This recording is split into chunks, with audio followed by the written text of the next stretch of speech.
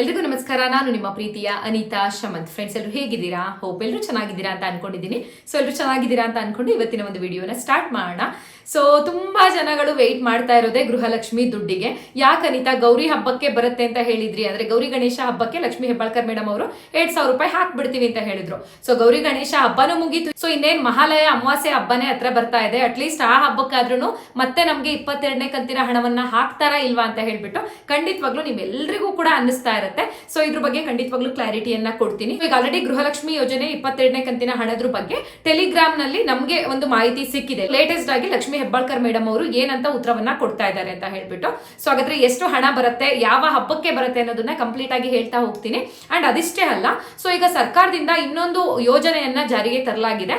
ಅದರಲ್ಲಿ ನಿಮ್ಗೆ 4 ಲಕ್ಷದವರೆಗೂ ಕೂಡ ಸಾಲ ಕೊಡ್ತಾರೆ. ಓಕೆನಾ? ಆ ಒಂದು ಯೋಜನೆಗೆ ಅಪ್ಲಿಕೇಶನ್ ಹಾಕಿದ್ರೆ ಅದು ಯಾವ ಯೋಜನೆ, ಯಾರೆಲ್ಲ ಅರ್ಜಿಯನ್ನ ಹಾಕ್ಬೋದು, ಎಷ್ಟು ಏಜ್ ಅವ್ರು ಹಾಕ್ಬೇಕು, ಎಲ್ಲಿಗೋಗಿ ಅರ್ಜಿಯನ್ನ ಹಾಕ್ಬೇಕು, ಏನೆಲ್ಲ ಡಾಕ್ಯುಮೆಂಟ್ಸ್ ಬೇಕು, ಅದನ್ನು ಕೂಡ ಇವತ್ತಿನ ವಿಡಿಯೋದಲ್ಲಿ ತಿಳಿಸ್ಕೊಡ್ತೀನಿ. ಸೊ ಇವತ್ತು ನಾನು ಏನ್ ಹೇಳ್ತೀನೋ 4 ಲಕ್ಷ ಸಾಲ ಅಂತ ಹೇಳ್ಬಿಟ್ಟು, ಇದು ಫುಲ್ ಸಾಲ ಏನ್ ನೀವು ತೀರ್ಸೋಂಗಿಲ್ಲ. ಓಕೆನಾ? ಅದರಲ್ಲಿ 70% ಅಷ್ಟು ನಿಮ್ಗೆ ಸಬ್ಸಿಡಿಯನ್ನ ಸರ್ಕಾರನೇ ಕೊಡುತ್ತೆ. ಇನ್ನು 30% ಮಾತ್ರ ನೀವು ಸಾಲವನ್ನ ತೀರಿಸಬೇಕಾಗತ್ತೆ. ಓಕೆನಾ? ಸೊ ತುಂಬಾ ಒಳ್ಳೆ ಯೋಜನೆ. ಸೊ ಈ ಎರಡರ ಬಗ್ಗೆನೂ ವಿಷಯ ನಿಮ್ಗೆ ಗೊತ್ತಾಗಬೇಕು ಅಂತ ಹೇಳಿದ್ರೆ ನೀವೇನ್ ಮಾಡ್ಬೇಕು ಹೇಳಿ, ಮಧ್ಯದಲ್ಲಿ ವಿಡಿಯೋನ ಯಾರು ಕೂಡ ಸ್ಕಿಪ್ ಮಾಡಿ ನೋಡಬಾರ್ದು. ಅಂದ್ರೆ ವಿಡಿಯೋನ ಓಡಿಸ್ಕೊಂಡು ನೋಡ್ತಾ ಇದ್ರೆ ಖಂಡಿತವಾಗ್ಲೂ ಅರ್ಧಂಬರ್ಧ ಇನ್ಫಾರ್ಮೇಶನ್ ಗೊತ್ತಾಗ್ಬಿಡುತ್ತೆ. ಸೊ ಹಾಗಾಗಿ ಫ್ರಮ್ ಬಿಗಿನಿಂಗ್ ಇಂದ ಎಂಡ್ ವರ್ಗೂ ಕಂಪ್ಲೀಟ್ ವಿಡಿಯೋನ ನೋಡಿ, ಹಾಗೆ ಕಂಪ್ಲೀಟ್ ಇನ್ಫಾರ್ಮೇಶನ್ ತಿಳ್ಕೊಳ್ಳಿ. ಓಕೆ ಫ್ರೆಂಡ್ಸ್, ಹಾಗಾದ್ರೆ ವಿಡಿಯೋ ಸ್ಟಾರ್ಟ್ ಮಾಡೋದಕ್ಕಿಂತ ಮುಂಚೆ ನೀವಿನ್ನು ನಮ್ಮ ಚಾನಲ್ಗೆ ಸಬ್ಸ್ಕ್ರೈಬ್ ಆಗದೆ ನೋಡ್ತಾ ಇದ್ದೀರಾ ಅಥವಾ ಹೊಸದಾಗಿ ಯಾರಾದ್ರೂ ನಮ್ಮ ಚಾನಲ್ ನ ನೋಡ್ತಾ ಇದ್ದೀರಾ ಅಂದ್ರೆ ಅನಿತಾ ಶಮಂತ್ ಯೂಟ್ಯೂಬ್ ಚಾನಲ್ ಹಾಗೆ ಪುಣ್ಯ ಶಮಂತ್ ಯೂಟ್ಯೂಬ್ ಚಾನಲ್ಗೆ ಸಬ್ಸ್ಕ್ರೈಬ್ ಮಾಡೋದನ್ನ ಮರಿಬೇಡಿ. ಅಂಡ್ ಈಗಾಗಲೇ ಯಾರೆಲ್ಲ ಸಬ್ಸ್ಕ್ರೈಬ್ ಮಾಡಿದ್ದೀರಾ ಅವರೆಲ್ಲರಿಗೂ ಕೂಡ ಥ್ಯಾಂಕ್ ಯು ಸೋ ಮಚ್ ಅಂತ ಹೇಳ್ತಾ ಪಟ್ಟಂತ ವಿಡಿಯೋನ ಸ್ಟಾರ್ಟ್ ಮಾಡೋಣ.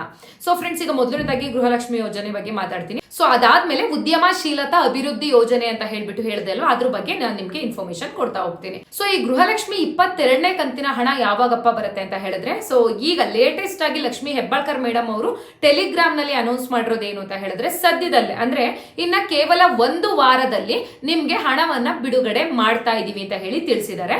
ಸೊ ಇದನ್ನ ನೋಡಿದಾಗ ನಮ್ಗಳಿಗೆ ಖುಷಿ ಆಗುತ್ತೆ. ಅಯ್ಯೋ ಬಿಡಪ್ಪ ಅತ್ತಾಗೆ, ಹಬ್ಬದ ಟೈಮ್ಗೆ ಇನ್ನೊಂದು ವಾರದೊಳಗಡೆ ಹಾಕ್ತಾರಂತೆ, ಇನ್ನೊಂದು ಕಂತ 2,000 ಬರುತ್ತೆ ಅನ್ಬಿಟ್ಟು. ಆದ್ರೆ ಸೊ ಈ ಖುಷಿ ಸುದ್ದಿ ಜೊತೆಗೆ ಇನ್ನೊಂದು ಕಹಿ ಸುದ್ದಿಯನ್ನು ಕೂಡ ಅವ್ರು ಹೇಳ್ತಾ ಇದ್ದಾರೆ. ಏನು ಅಂತ ಹೇಳಿದ್ರೆ, ಸೊ ಈ 1 ವಾರದಲ್ಲಿ ನಿಮ್ಗೆ ಮತ್ತೆ 2,000 ರೂಪಾಯಿ ಹಣವನ್ನ ಹಾಕ್ತೀವಿ. ಒಂದು ವೇಳೆ 1 ವಾರದಲ್ಲಿ ನಿಮ್ಗೆ ಹಣ ಬರ್ಲಿಲ್ಲ ಅಂತ ಹೇಳಿದ್ರೆ, ಸೊ ನಿಮ್ಗಳಿಗೆ ಯಾವಾಗ ಬರುತ್ತೆ ಹೇಳಿ, ದಸರಾ ಹಬ್ಬಕ್ಕೆ ನಾವು ಒಟ್ಟಿಗೆ 4,000 ರೂಪಾಯಿಯನ್ನ ಬಿಡುಗಡೆ ಮಾಡ್ತೀವಿ ಅಂತ ಹೇಳಿ ತಿಳಿಸಿರುವಂತದ್ದು. ದಸರಾ ಹಬ್ಬ ಯಾವಾಗಿರೋದು ನಿಮಗೆ ಗೊತ್ತಲ್ವಾ? ಮುಂದಿನ ತಿಂಗಳು ಮೇ ಬಿ ಅಕ್ಟೋಬರ್ 2ನೇ ತಾರೀಕೇನೋ ಬರುತ್ತೆ. ಸೊ ಅಲ್ಲಿಗೆ ನೀವು ಅರ್ಥ ಮಾಡ್ಕೋಬೇಕು, ಈ ತಿಂಗಳು ಕೂಡ ಹಣ ಬರಲ್ಲ ಅನ್ನೋ ರೀತಿನಲ್ಲಿ ಅವ್ರು ಮಾತಾಡ್ತಾ ಇದ್ದಾರೆ. ಓಕೆನಾ? ಸೊ ಒಂಥರ ಅಡ್ಗೋಡೆ ಮೇಲೆ ದೀಪ ಇಟ್ಟಂಗಾಯ್ತು. ಈಗ ಅಂದ್ರೆ ಅವ್ರು ಹೇಳಿದ್ದೇನು, ಸೊ 1 ವಾರದೊಳಗಡೆ ನಾವು ಹಣ ಹಾಕ್ಲಿಕ್ಕೆ ಪ್ರಯತ್ನ ಪಡ್ತೀವಿ. ಸೊ ಈ 1 ವಾರದಲ್ಲಿ ಬಂತು ಅಂತ ಅಂದ್ರೆ ನಿಮ್ಗೆ 2,000 ರೂಪಾಯಿ ಹಣ ಬರುತ್ತಂತೆ. ಓಕೆನಾ? ಸೊ ಅವ್ರೇನ್ ನಮ್ಮಂಗ್ ಡೀಪ್ ಆಗಿ ಕುತ್ಕೊಂಡು ಇಷ್ಟೆಲ್ಲ ಎಕ್ಸ್ಪ್ಲೈನ್ ಮಾಡೋದಿಲ್ಲ. ಓಕೆನಾ? ಏನೋ ಒಂದು ಮೆಸೇಜ್ ಟೆಲಿಗ್ರಾಮ್ ಅಲ್ಲಿ ಹಾಕಿರ್ತಾರೆ, ಅದನ್ನ ನಾವು ತಿಳ್ಕೊಂಡು ನಿಮ್ಗೆ ಇನ್ಫಾರ್ಮೇಶನ್ ಕೊಡುವಂತದ್ದು. ಓಕೆನಾ? ಸೊ 1 ವಾರದಲ್ಲಿ ಹಣ ಬರ್ಲಿಲ್ವಾ ನಿಮ್ ಖಾತೆಗೆ 2,000, ಹಾಗಾದ್ರೆ ದಸರಾ ಹಬ್ಬಕ್ಕಂತೂ ನಾವು ಮಿಸ್ ಮಾಡಲ್ಲ. ನಿಮ್ಗೆ 2,000 ಪ್ಲಸ್ 2,000 4,000 ಹಣವನ್ನ ಕೊಟ್ಬಿಡ್ತೀವಿ. ಈಗ ನಿಮ್ಗೆ ಗೊತ್ತಿರೋದೇನು, 22ನೇ ಕಂತಿನ ಹಣ ಬರ್ಬೇಕು ಅಂತ ಹೇಳ್ಬಿಟ್ಟು. ಬಟ್ ಅವ್ರು ಹೇಳ್ತಾ ಇರೋದೇನು, 25ನೇ ಕಂತಿನ ಹಣವನ್ನ ಹಾಕ್ತಾ ಇದೀವಿ ಅಂತ ಹೇಳ್ಬಿಟ್ಟು. ಅವ್ರು ಏನಾದ್ರೂ ಈ ತಿಂಗಳು ಏನಾದ್ರೂ ನಿಮ್ಗೆ ಹಣ ಕೊಡ್ಲಿಲ್ಲ ಅಂತ ಹೇಳಿದ್ರೆ ಮೇ ಬಿ ಅವರು ಒಂದು 8,000 ರೂಪಾಯಿ ಹಣವನ್ನ ನಮ್ಮ ಮಹಿಳೆಯರಿಗೆ ಕೊಡ್ಬೇಕಾಗತ್ತೆ. ಬಟ್ ಅವ್ರ ಲೆಕ್ಕದಲ್ಲಿ ಅಷ್ಟಿಲ್ಲ. ಆದ್ರೆ ನಮ್ಮ ಜನಗಳು ಯಾರು ಇಲ್ಲಿ ದಡ್ರಿಲ್ಲ, ನಿಮ್ಗೆ ಅವತ್ತಿಂದನೂ ಹೇಳ್ಕೊಂಡೇ ಬರ್ತಾ ಇದ್ದೀನಿ. ಸೊ ಇನ್ನು ಅವ್ರು ನಮ್ಗೆ ಇವಾಗ ಕೊಡ್ತಾ ಇರೋದು 22 ಕಂತು ಅಂದ್ಬಿಟ್ಟು. ಸೊ ಈ ರೀತಿಯಾಗಿ ಇವ್ರು ಪೆಂಡಿಂಗ್ ಹಣನ ಉಳಿಸ್ಕೊಂಡು ಹೋದ್ರೆ ಸೊ ಎಷ್ಟು ಕನ್ಫ್ಯೂಷನ್ ಆಗುತ್ತೆ. ಜನಗಳಿಗೆ ಕನ್ಫ್ಯೂಸ್ ಮಾಡ್ಬೇಕು ಅನ್ನೋಕ್ಕೋಸ್ಕರನೇ ಏನಾದ್ರು ಇವ್ರು ಈ ತರ ಮಾಡ್ತಾ ಇದಾರ ಅಂತ ನನ್ಗೆ ಅನ್ನಿಸ್ತಾ ಇದೆ. ಸೊ ಕೊಡ್ತಾರೆ ಪ್ರತಿ ತಿಂಗಳು ಬರೀ 2,000 ತಾನೇ ಕೇಳೋದು. ಅದಕ್ಕಿಂತ ಇಲ್ಲ ನಮ್ಗೆ ಒಟ್ಟೊಟ್ಟಿಗೆ 4,000 ಕೊಡಿ, 8,000 ಕೊಡಿ ಅಂತ ಯಾರು ಹೇಳಲ್ಲ. ಸೊ ಕರೆಕ್ಟ್ ಆಗಿ ಕೊಡಿ. ಇಲ್ಲ ದುಡ್ಡಿಲ್ಲ ನಮ್ಗೆ, ಸೊ ಇನ್ನು 2 ತಿಂಗಳು ಕೊಡಕ್ ಆಗಲ್ರಪ್ಪ, ನೆಕ್ಸ್ಟ್ ತಿಂಗಳಲ್ಲಿ ನಾವು ಕರೆಕ್ಟ್ ಆಗಿ ಕೊಟ್ಬಿಡ್ತಿದೀವಿ ಇಂಥ ಡೇಟ್ ಅಲ್ಲಿ ಅಂತಾನು ಹೇಳೋದಿಲ್ಲ. ಸೊ ನೋಡಿ, ಹೋದ್ಸತಿ ಏನಾದ್ರು ಗೌರಿ ಗಣೇಶ ಹಬ್ಬಕ್ಕೆ ಕೊಟ್ಬಿಡ್ತೀವಿ 2,000 ಹಬ್ಬ ಮಾಡ್ಲಿಕ್ಕೆ ಮಹಿಳೆಯರಿಗೆ ಅಂದ್ರು. ಅವತ್ತೆಲ್ಲ ನಾವು ಕುತ್ಕೊಂಡು ವಿಡಿಯೋ ಮಾಡಿದ್ವಿ, 8 ಆಣಿನೂ ಬರ್ಲಿಲ್ಲ ನಿಮ್ ಖಾತೆಗೆ. ಹೌದಾ? 21ನೇ ಕಂತಿಗೆ ಲಾಸ್ಟ್ ಆಗಿದೆ ಅದು. ಈಗ 22ನೇ ಕಂತು ಹಬ್ಬಕ್ಕೆ ಬಂದಿಲ್ವಲ್ಲ ಅಂತ ಹೇಳಿದ್ರೆ ಅವ್ರು ಟೆಲಿಗ್ರಾಮ್ ಅಲ್ಲಿ ಹಾಕೋದೇನು ಅಂತ ಅಂದ್ರೆ, ಇನ್ನೊಂದು ವಾರದಲ್ಲಿ ಬಿಡುಗಡೆ ಮಾಡ್ತೀವಿ, ಏನೋ ಟೆಕ್ನಿಕಲ್ ಪ್ರಾಬ್ಲಮ್ ಆಗಿತ್ತು, ಸೊ ಮತ್ತೆ ಏನಾದ್ರು ಟೆಕ್ನಿಕಲ್ ಇಶ್ಯೂ ಆಯ್ತು ಅಂತಂದ್ರೆ ದಸರಾ ಹಬ್ಬಕ್ಕೆ ಕೊಟ್ಬಿಡ್ತೀವಿ ಅಂತ ಹೇಳಿ ತಿಳಿಸಿರುವಂತದ್ದು. ಸೊ ನೋಡಿ, ಇನ್ನೊಂದು ವಾರ ವೇಟ್ ಮಾಡಿ ನೋಡಿ. ಸೊ ಇನ್ನೊಂದು ವಾರದೊಳಗಡೆ ಬಂತು ಅಂದ್ರೆ 2,000 ಖಂಡಿತ ಬರುತ್ತೆ. ಸೊ ಇನ್ನೇನು ಮಾಡಕ್ಕಾಗಲ್ಲ, ನಾವು ನಿಮ್ಗೋಸ್ಕರನೇ ಕುತ್ಕೊಂಡು ಸೊ ನನ್ನ ಬಿಡುವಿನ ವೇಳೆನಲ್ಲಿ ಈ ತರ ಒಂದು ವಿಡಿಯೋ ಮಾಡಿ ಅಪ್ಲೋಡ್ ಮಾಡ್ತೀನಿ. ಅಟ್ಲೀಸ್ಟ್ ಸರ್ಕಾರಕ್ಕೂ ಇದೆಲ್ಲ ಮುಟ್ಲಿ. ಸೊ ನಮ್ಮ ಮಹಿಳೆಯರಿಗೆ ಆಸೆ ತೋರಿಸಿ ಮೋಸ ದಯವಿಟ್ಟು ಮಾಡಬೇಡಿ ಸರ್ಕಾರದಿಂದ ಅಂತ ಹೇಳಿ ನಾನು ಕೂಡ ಕೇಳಲಿಕ್ಕೆ ಇಷ್ಟಪಡ್ತೀನಿ. ಅಂಡ್ ಮುಖ್ಯವಾಗಿ ನಿಮ್ಗಳದೇ ಇರೋದು, ಅಂದ್ರೆ ನೀವು ಕಮೆಂಟ್ ಮಾಡಲೇಬೇಕು.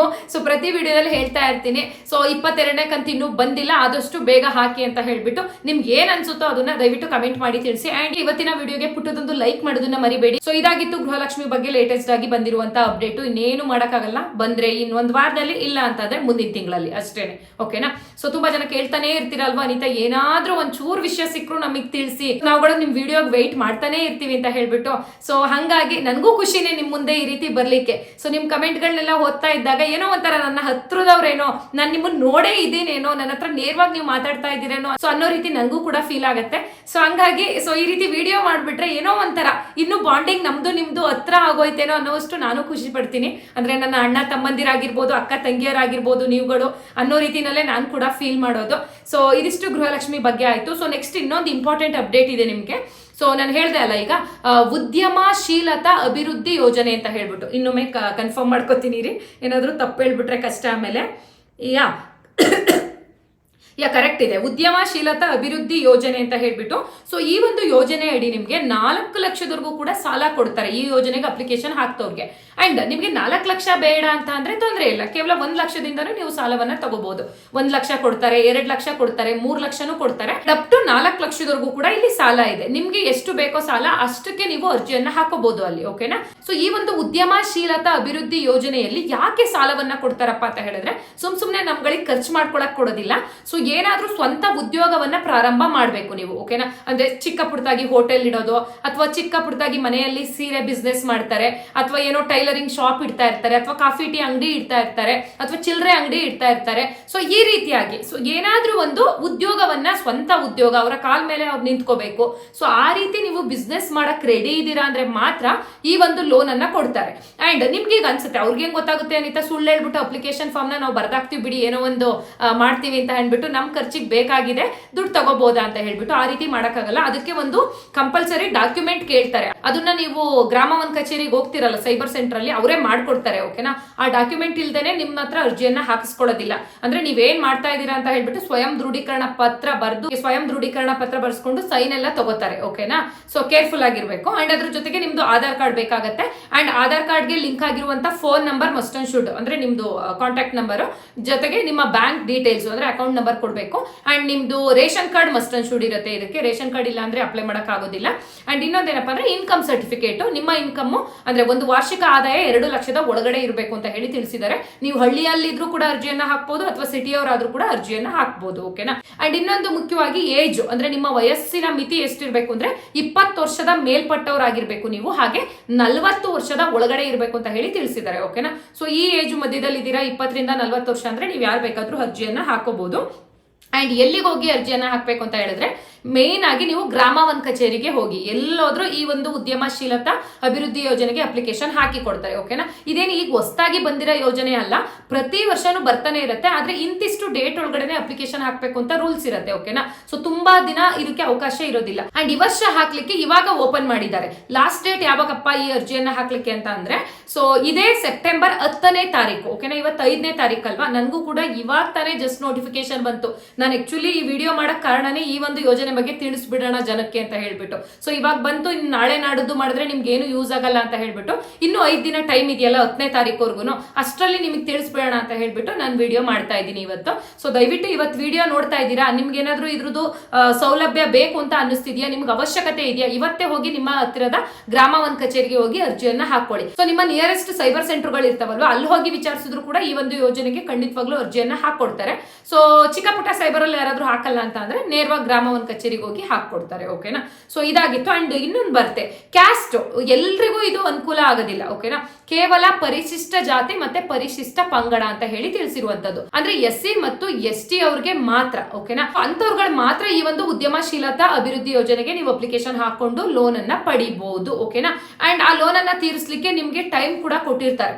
ಅಂದ್ರೆ 1 ವರ್ಷ ಟೈಮು, 2 ವರ್ಷ ಟೈಮ್ ಅಂತ ಅಂದ್ಬಿಟ್ಟು. ಅಂಡ್ ಬಡ್ಡಿ ಕೂಡ ಇರುತ್ತೆ. ಇದಕ್ಕೆ ತುಂಬಾ ಕಡಿಮೆ ಪರ್ಸೆಂಟ್ ಅಲ್ಲಿ ಬಡ್ಡಿ ಇರುತ್ತಂತೆ. ಸೊ 70% ಸಬ್ಸಿಡಿನೇ ಸಿಕ್ಬಿಡುತ್ತಲ್ಲ. ಈಗ ಒಂದ್ 4 ಲಕ್ಷ ತಗೊಂಡ್ರಿ ಅಂತ ಹೇಳಿದ್ರೆ 70% ಅಂತಂದ್ರೆ ಇನ್ನೊಂದು 1/4% ಹಣ ಅಷ್ಟೇ ನೀವು ಸಾಲ ತೀರಿಸಬೇಕಾಗತ್ತೆ ಸರ್ಕಾರಕ್ಕೆ. ಇನ್ನು 70% ಭಾಗ ನಿಮ್ಗೆ ಫುಲ್ ಫ್ರೀ ಆಗಿ ಹಣ ಬಂದ್ಬಿಡುತ್ತೆ. ಸೊ ನೀವ್ ಯಾರಾದ್ರೂ SC ST ಜನಾಂಗದವರು ಇದೀರಾ ಅಂತ ಅಂದ್ರೆ, ನಿಮ್ಗೆ ಅವಶ್ಯಕತೆ ಇದೆ ಅಂತ ಅಂದ್ರೆ 10ನೇ ತಾರೀಕು ಒಳಗಡೆ ಅರ್ಜಿಯನ್ನ ಹಾಕೊಳ್ಳಿ. ಅಂಡ್ ನನಗೀಗ ಏನ್ ಅನಿಸ್ತಾ ಇದೆ ಅಂತ ಅಂದ್ರೆ, ಸೊ ಬೇರೆ ಜನ ಯಾರು ಹಂಗಾದ್ರೆ ಸ್ವಂತ ಉದ್ಯೋಗ ಮಾಡಬಾರ್ದಾ? ಅವ್ರಿಗೇನು ದುಡ್ಡಿನ ಅವಶ್ಯಕತೆ ಇರೋದಿಲ್ವಾ? ಸೊ ನಮ್ಮ ಜನಾಂಗದವರು ಕೂಡ ಎಷ್ಟೊಂದು ಜನ ಕಡು ಬಡವರು ಕೂಡ ಇರ್ತಾರೆ, ಹೌದಲ್ವಾ? ಸೊ ಏನೋ ಒಂದು ಸಣ್ಣ ಪುಟ್ಟ ಬಿಸ್ನೆಸ್ ಮಾಡ್ಬೇಕು, ಈಗ ನೆಂಟ್ರಿಸ್ಟ್ ಹತ್ರ ಹೋಗಿ ನಾವು ಕೇಳಕ್ಕಾಗಲ್ಲ. ಇವತ್ತಿನ ಕಾಲದಲ್ಲಿ ಯಾರು ಕೊಡಲ್ಲ ಬಿಡಿ ಸಾಲನ, ಹೌದಾ? ಅಣ್ಣ ತಮ್ಮ ಅಕ್ಕ ತಂಗಿರೇ ಕೆಲವೊಮ್ಮೆ ಆಗೋದಿಲ್ಲ ದುಡ್ಡಿನ ವಿಚಾರದಲ್ಲಿ, ಇನ್ನು ನೆಂಟ್ರುಗಳನ್ನೆಲ್ಲ ನಾವು ಯಾಕೆ ಬೈಕೋಬೇಕು, ಹೌದಲ್ವಾ? ಸೊ ಅಂಥದ್ರಲ್ಲಿ ಗೌರ್ನಮೆಂಟ್ ಸಾಲ ಕೊಡ್ತಾ ಇದೆ ಅಂತ ಅಂದಾಗ ಎಲ್ಲಾ ಕ್ಯಾಸ್ಟ್ ಅವ್ರಿಗೂ ಕೊಟ್ಬಿಟ್ರೆ ಸೊ ತುಂಬಾನೇ ಸಹಾಯ ಆಗತ್ತೆ. ಬರೀ ಪರಿಶಿಷ್ಟ ಜಾತಿಯವ್ರು ಮಾತ್ರ ಬಡವರು ಅಂತ ಹೇಳಿ ಕನ್ಸಿಡರ್ ಮಾಡೋದನ್ನ ಇನ್ನೂ ಬಿಟ್ಟಿಲ್ಲ. ಸೊ ನಿಜವಾಗ್ಲೂ ಕೆಲವೊಮ್ಮೆ SC/ST ಜನಾಂಗದವರೇ ಶ್ರೀಮಂತರು, ಅತಿ ಹೆಚ್ಚು ಶ್ರೀಮಂತರು ಇರ್ತಾರೆ. ಸೊ ಈ ನಮ್ಮ ಬೇರೆ ಜನಾಂಗದವರು ಅಂದ್ರೆ ಗೌಡಾಸ್ ಆಗಿರ್ಬೋದು, ಕುರುಬ್ರಾಗಿರ್ಬೋದು, ಲಿಂಗಾಯತರಾಗಿರ್ಬೋದು, ಅದರಲ್ಲೂ ತುಂಬಾ ಬಡವರು ಇರ್ತಾರೆ.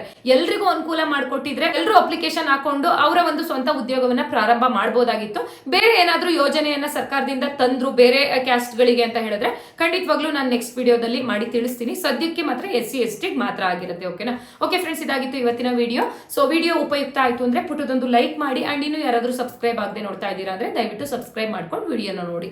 ಅಂಡ್ ನಾನು ನಿಮ್ಗೆ ನೆಕ್ಸ್ಟ್ ವಿಡಿಯೋದಲ್ಲಿ ಮತ್ತೆ ಸಿಗ್ತೀನಿ. ಅಂಡ್ ಇವತ್ತಿನ ವಿಡಿಯೋ ಯಾರ್ಯಾರೆಲ್ಲ ನೋಡಿದ್ರೆ ಅವ್ರಿಗೆಲ್ರಿಗೂ ಕೂಡ ಹೃದಯಪೂರ್ವಕ ಧನ್ಯವಾದಗಳು.